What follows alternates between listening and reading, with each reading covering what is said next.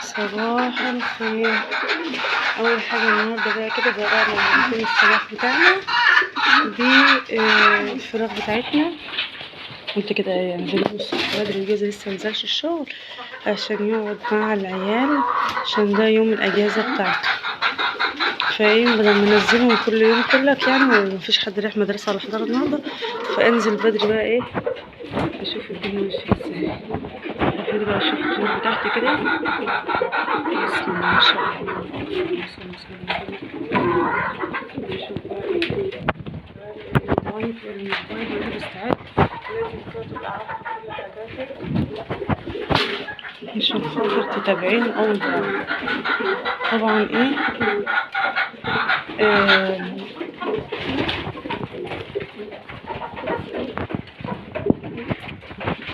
رحت على الشاشة. طبعا عندي الفراخ ما كانتش بتبيض، هقولك على حل للبيض بتاعها سريعا كده.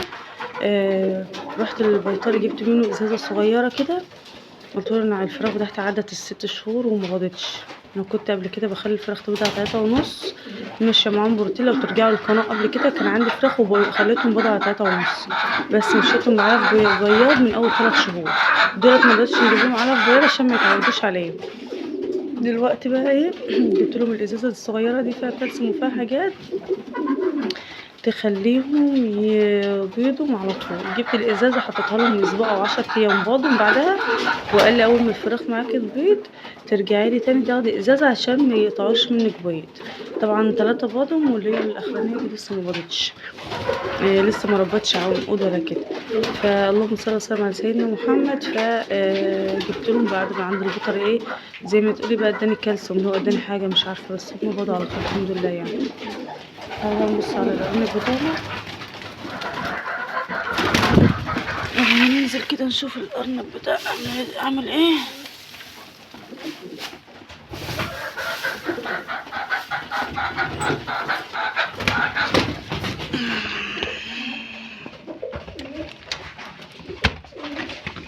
دي واحدة يتمشي اهي ماشي، خلي مكان ليها تولد ولا حاجة.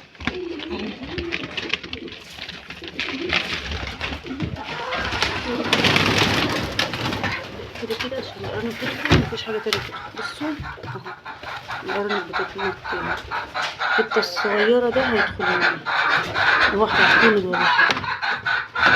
عشان خلي بتفك على خيرها دي كانت عاوزة البيض. احنا نشوف بيتنا بقى ونشوف بيت يومنا هيمشي ازاي. ودي كانت اول محطة لنا النهارده كده اللي هو ايه محطة الطيور بتاعتي بقى من عند الفراخ بتاعتي. اللهم صل وسلم على سيدنا محمد. عجنت شوية الرقاق دول، ده رقاق دقيق من اللي هو لونه ابيض فيهم، يعني هو في علامتين، دقيق ابيض ودقيق اسمر. ده الابيض حطيت عليه معلقتين كبار ملح كبار، يعني عجنه بالويم كده يعني مش بالكيلو، معلقتين ملح كبار. وحطيت عليهم 4 كوبايات لبن حليب، كوبايه لبن رايب كبيره، وشويه شرشم اللي هو كان تحت الجبنه اللي كنت عاملاها معاكم في الفيديو بتاع اللي قبل اللي فات تقريبا. هننزل بقى نخبصهم عند الفرن الطينه. بصوا دوت انا قرصت دوت كذا، هننزل نخبصهم عند الفرن الطينه، بس هم ما بيحبوش التصوير فانا مش عارفه هعرف اصور لكم تحت ولا لا، بس غالبا ممكن معرفش. هنزل بقى اخد البطاطس بتاعتي والبطاطا ونعملهم مشويه، ونعمل احلى روتين بقى النهارده الرقاق الطري. يبقى عملنا مع بعض القرص الطريه. نعم، وهنعمل مع بعض الايه الرقاق الطري.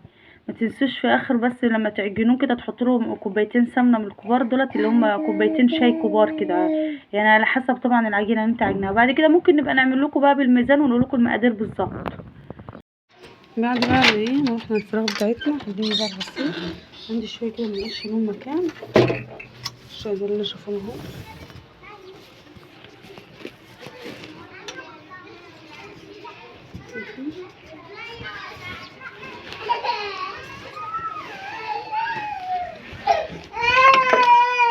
انت بتعيط ليه يا جميل؟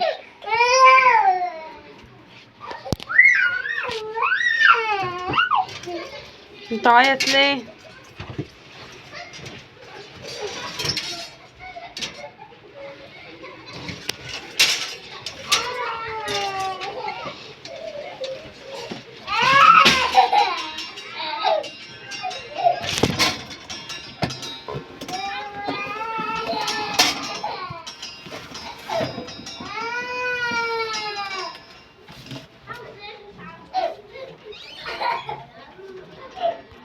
بس نضفت الحته دي كويس جدا كده زي ما انتم شايفين اهو. ماشي، وهنفرد فيها بقى السجاد، هوريكم بقى هنعمل فيه ايه. بس هما التلاتة ده هم قال لهم دايمين الاستخدام معايا. يعني ايه؟ لو حطيتهم في اوضه الاطفال في اوضه النوم بينفعوا، حطيتهم في اوضه الركنه بينفعوا، حطيتهم في الصاله بينفعوا. ساعات نفرش سجاده هنا كبيره وبين السفره وبين الفريزر بنحط واحده منهم. يعني هما دايمين الاستخدام، عشان كده ما برضاش ابهدلهم في الغسيل، وفي نفس الوقت شغاله معاهم في شامبو السجاد. انا اوريكم بقى شامبو السجاد بتاعي هنعمل معاهم ايه دلوقتي. نخليهم زي الشمعة وننشرهم ونفرش بقى فرشة الشتاء، وهم برضو يبقوا معانا كده ايه، منين ما يبقى في فرشة كده متشالوا عايزة تتغسل دول بيتحطوا احتياطي. يعني التلاتة دولت هم اصلا انا كنت شارياهم لأوضة النوم ايام فرحي، كنت جايباهم لأوضة النوم ولون الأوضة. لقيت ان الأوضة عاوزة واحدة بس، وفي الشتاء ممكن نحط واحدة والتانية تبقى نصيها لحد النص هنا كده، لحد نص الوردة كده. فدلوقتي انا فرشه سجاده كبيره في اوضه النوم، ودولت عاملاهم كده دايمين الاستخدام لكل حاجه، بينفعوا معايا في كل حته، والوانهم حتى بتنفع في كل الشقه. يعني ايه، بنعملهم احتياطي كده. هنغسلهم بقى بشامبو السجاد وهنوريكم هينضفوا ازاي. ديت بتاعت شامبو السجاد، جبنا الشامبو ده بتاع شركه ماي واي اهو. بصوا بقى يا جماعه، بنحط منه غطا على لتر ميه ونغسل بقى بالسجاد. بصوا يخليلك السجاد زي الشمع اهو، بدل ما كل شويه تغسليه بميه وتبليه. لا، انا ممكن اعمل السجاد كل يوم، ممكن حد يدلق حاجه ولا يكب حاجه، اجي اجيب غطا من ده على لتر ميه وبيكفيني. عاوزه اقولك ممكن يقعد عندك بالكام شهر، لان الكميه زي ما انتم شايفين كده كميه كويسه يعني. يا جماعه الشامبو بتعملي كده اهو يا حبيبي، اهو يا حبيبي، اوعى رجلي، قوم اقف، قوم اقف، اوعى رجليه، اوعى الصوت. بس ما شاء الله عليك شطور اهو. ما بندلقش، لا، بناخد كده اهو ونعمل كده، هيخليلك السجاد ده قشطه كده قشطه. طبعا انا ماسكه تليفون بايد واحده فمش مالكه، فهقفل بقى واوريكم النتيجه النهائيه. في حاجه زي كده ممكن تشيلها بايديكي، عنده اطفال زينا عارف معاناه اللي احنا فيها. حبه رز طلعت بعد ما اكلت بتاع اهي، السجاده بصوا قدامك اهي اهي زي ما انتم شايفين. هوريها لكم بقى بعد ما اخلص. عملت بس السجاده الاولانيه زي ما انتم شايفين كده، بسم الله ما شاء الله. بصوا نضفت ازاي، بصوا بقى الفرق ما بين ديت وما بين دي منوره، تحس ان دي طافيه. بصوا طافيه ازاي.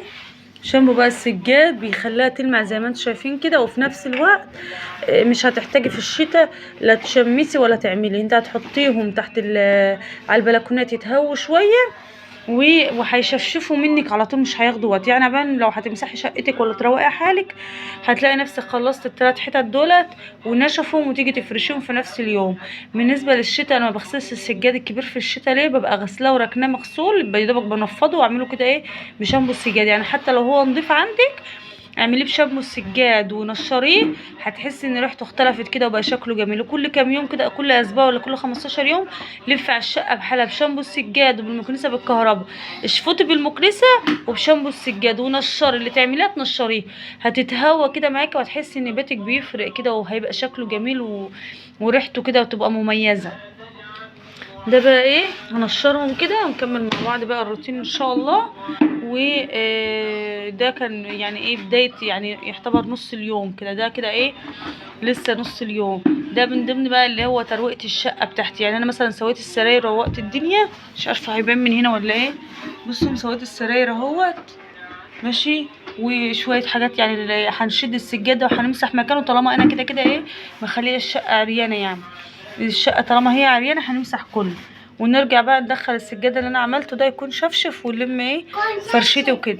اهم حاجه شويه بتوع الصبح دول والشمس طالعه تكوني خلصتي كل الشغل اللي وراكي، علشان خاطر ايه اللهم صل وسلم على سيدنا محمد، عشان الشمس طالعه وجميله كده تشفشف معاكي حاجه مسحتيها حاجه غسلتيها كده. لكن لو انتي عملتي بعد العصر في الوقت الساقع ده مش هتعرفي تقفلي الشبابيك والجو هيتلج منك.